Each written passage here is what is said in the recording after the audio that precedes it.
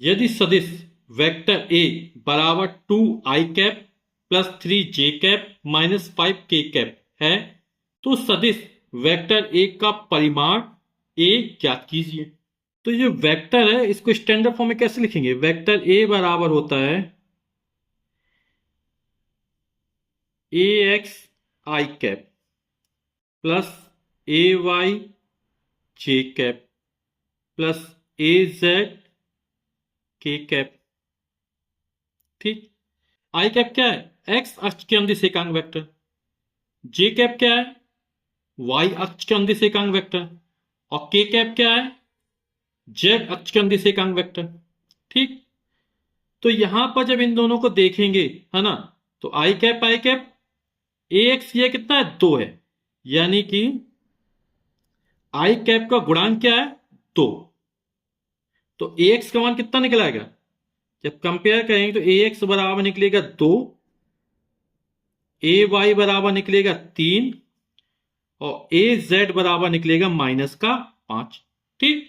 परिमाण ज्ञात करना, ए का मान ज्ञात करना। तो जैसे हम वेक्टर ए, है ना, ये मानक फॉर्म स्टैंडर्ड फॉर्म में vector A dot vector A निकाले, है ना, या इसका अदिश गुणन निकाले, तो किसी वेक्टर का उसी वेक्टर से अदिश गुणनफल या स्केलर गुणनफल, है ना, उस वेक्टर के परिमाण के वर्ग के बराबर होता है। तो हमें सूत्र निकल आएगा, हमें जो परिमाण निकालना ए बराबर हो जाएगा वर्गमूल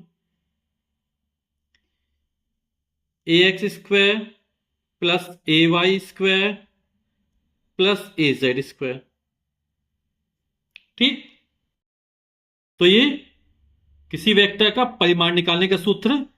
अब मान रख देते हैं, ए एक्स का मान कितना है? 2 है, तो 2 का वर्ग कर देंगे। ए वाई का मान कितना है? 3 है, तो 3 का वर्ग कर देंगे। ए जेड का मान कितना? -5 है, तो -5 का वर्ग कर देंगे।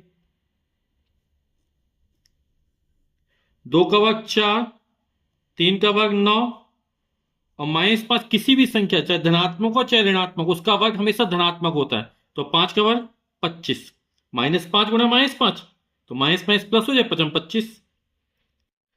अब 4 में 9 जो 13, 13 25 3 28 10 38, तो हो जाएगा वर्गमूल 38 या स्क्वायर रूट 38। यही हमारा आंसर हो जाएगा।